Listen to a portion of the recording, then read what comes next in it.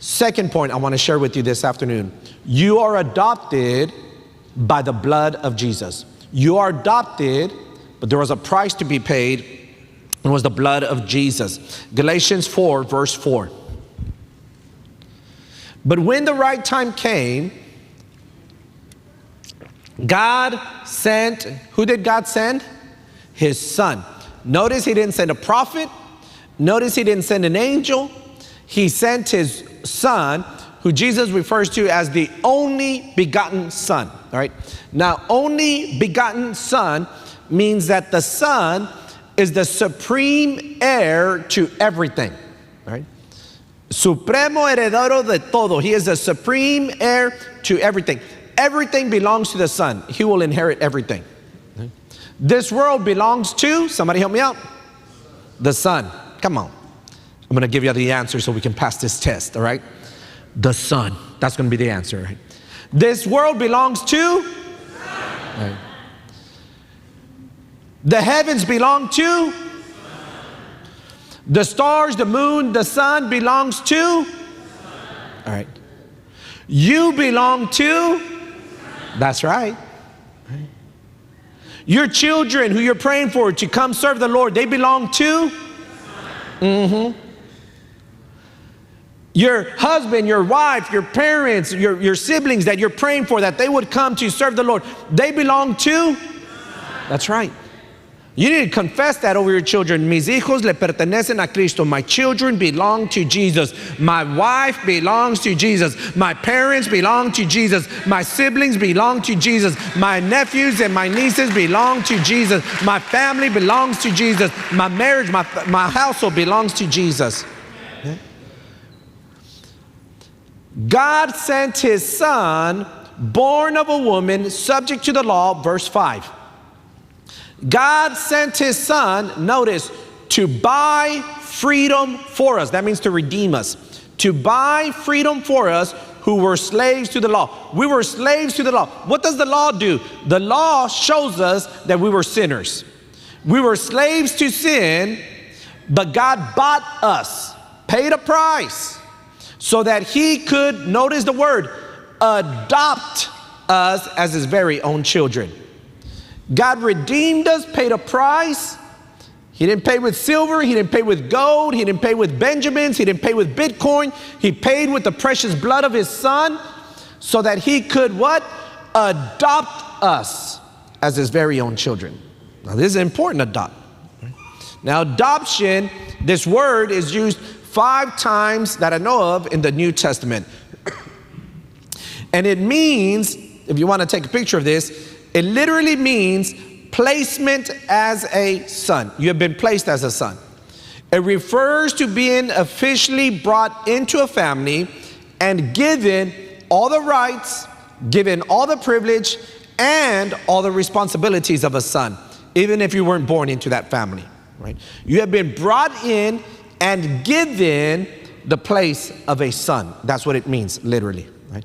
Now, in the Jewish culture 2,000 years ago, there wasn't a lot of adoption happening, but remember, they lived under Roman rule and Greek philosophy, and in Rome, a lot of people adopted. This was a common thing.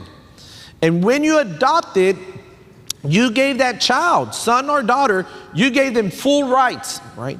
Full rights, full privileges, and full responsibilities. They were part of the family. It literally means placement as a son. In other words, there's a son that belongs here. Boom, I'm going to take this kid and I'm going to put him here. I'm going to take this person and I'm going to put him here as a son. Now, this is heavy, all right? Because through Jesus, we were not just saved, we were transformed into sons and daughters with full access, all right? Given a new identity. A new identity.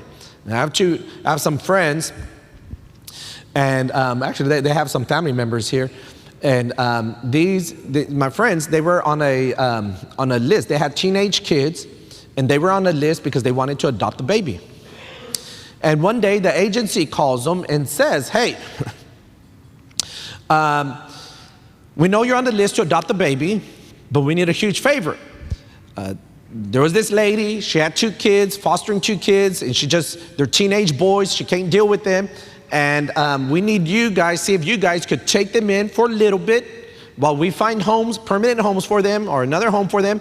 And you remain on the list to adopt a baby. And so my friend, being a follower of Christ, big heart, nice guy, says, bring them. Okay. And he told me that they went to a Walmart, and he goes, literally, Ruben, in a Walmart parking lot, these kids were given to us, and their belongings just handed over to them. And they're like, okay. He goes, it was so sad. It was like receiving a puppy, like an exchange. Right? Take these 2 boys. There were 2 boys. My friends are Hispanics, and they took in these 2 boys, güeros, gringuitos. Right? Right? And they fell in love with these boys. And they ended up adopting these boys and giving them their last name. I don't know the boys' names, but let's just say that one of them's name is Bill. He's now Bill Sanchez, right? Tommy Sanchez. Like, I mean, I don't know what their names are, but their first names, but they now have this new identity. And the identity has impacted so much that one day my friend told me that they were driving around, and he's driving around with these boys, and he tells them, hey, what kind of music do you guys want to listen to? And my friend, he plays the accordion. He's big time into norteña music. So he tells these boys, he's like, hey, what kind of music do you guys want to listen to? Now he's expecting them to say like country music or hip hop, I don't know what. And one of the boys says, nah, Dad, we want to hear norteña. Man, they were given like a totally new identity, because they were adopted and brought in to the family. Okay?